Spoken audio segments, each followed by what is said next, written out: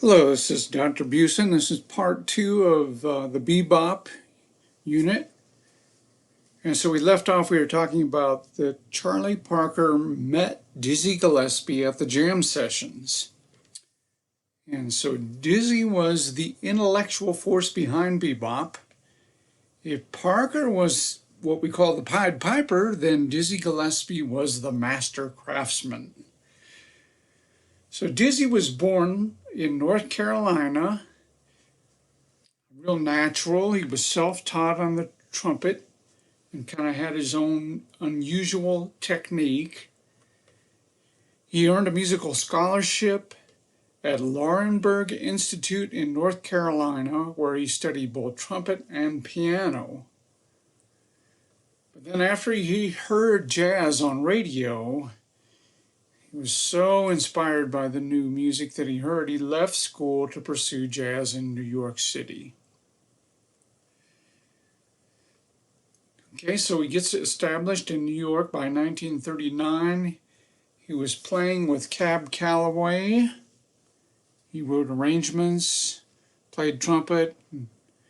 The atmosphere of the band caused him to leave in 1941 after a brief, violent confrontation with Cab Calloway. This is kind of a funny story. I'll keep it brief because I know these videos get a little long. But anyway, very mischievous person, Dizzy Gillespie. He was known for throwing spitwads on hitting other members of the band during performances. So somebody hit Cab Calloway, the director, while his back was turned, right in the back of the neck with a spitwad. And Cab Calloway presumed it was Dizzy because he had been known for doing it. And in this particular instance, Dizzy was adamant that he didn't do it. And this got violent. Cab Calloway was, I guess, was hitting Dizzy, and he pulled a knife on Cab Calloway and stabbed him in the butt, is the way it ended up. So that was it for Dizzy being in with the band, Cab Calloway's band. He moved on to freelance playing in New York, and some of that included small combo jam sessions that eventually gave birth to Bebop. Dizzy's known for being not only a great improviser, a great soloist, but he could read music very well too. So he's the best of both worlds. More about Dizzy. Dizzy became the center of gravity for Bebop. A lot of people used to socialize at his apartment, hang out and share information.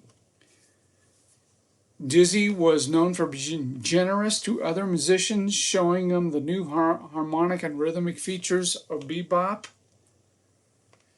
And then in 1944, Dizzy and Bird played together in the Billy Eckstine Band.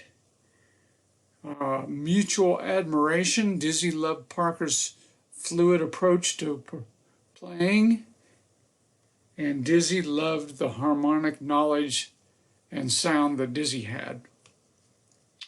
By the end of 1944, Bird and Dizzy turned the jam session style small ensemble group of bebop. Quintets or sextets were common, 5 or 6 piece. Okay, Charlie Parker on record. The first bebop recordings date from 1945 and were made mostly by small independent labels. Record companies, it was a good low-cost way to get into the business, these independent labels. Bebop musicians created new melodies on old chord progressions, and they didn't have to pay royalties for the chord progressions. Those aren't copyrightable.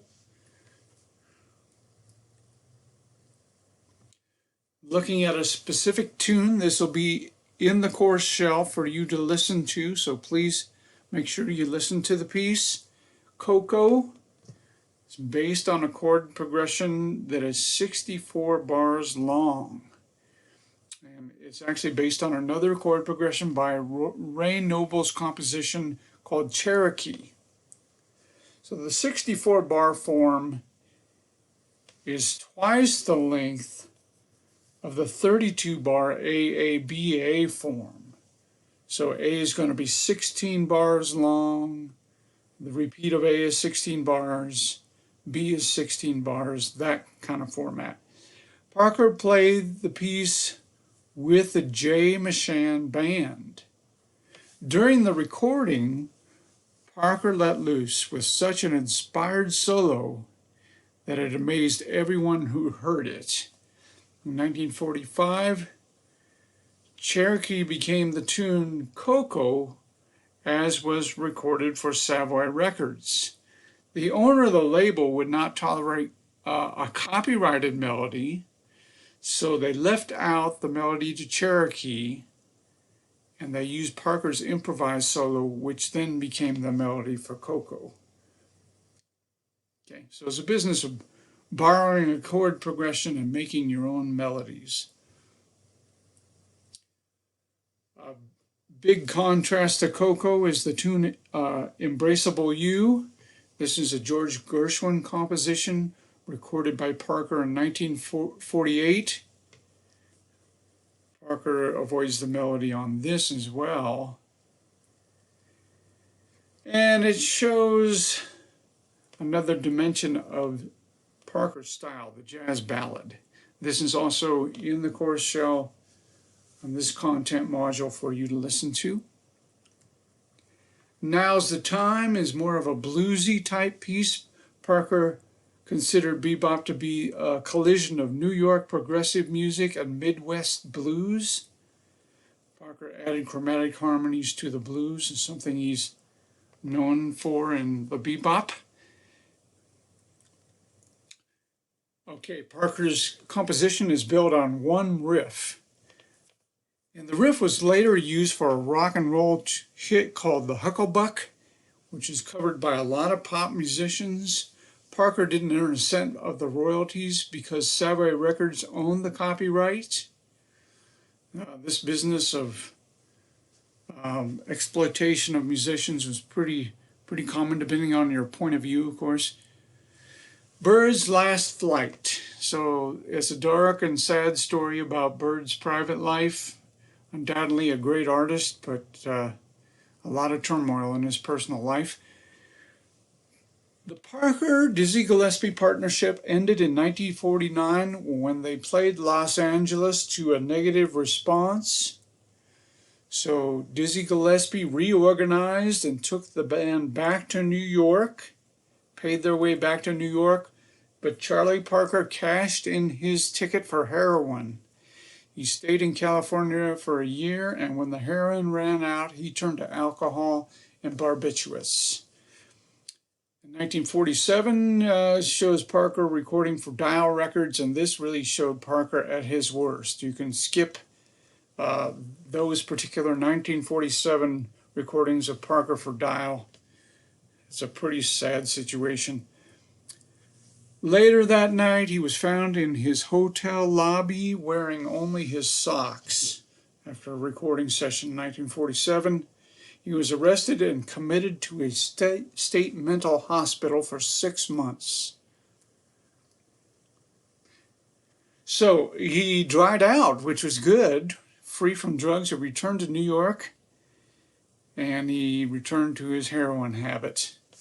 Miles Davis stated that Parker had turned into some kind of a clown, so he was kind of a social spectacle at this point. However, jazz producer Norman Granz, very famous producer and promoter, he found Parker some commercial success with Mercury Records, where he recorded Parker with Strings. The tune Just Friends from the session Parker with Strings became his most successful record. But his drug addiction made him unreliable and really wore him down. And then he died in 1955. He was 34 years old, and the coroner estimated his age to be about 53. So, pretty sad ending there. On a brighter note is Dizzy Gillespie's life and his career. The elder statesman, we called him. Dizzy Gillespie disdained drugs. He didn't partake in that, and showed how a bebop musician could act as a foundation for the professional jazz musician. Upon returning from California in 1946, he started a big band and was using bop arrangements, and achieved a lot of success. As bop declined in the 1950s, he remained drug-free and generous, and he kept his big band active and working for years while nurturing the careers of many other young jazz musicians. So that's the end of part 2. Thank you for your attention. Feel free to review those, and please take time to listen to musical examples. Have a good day.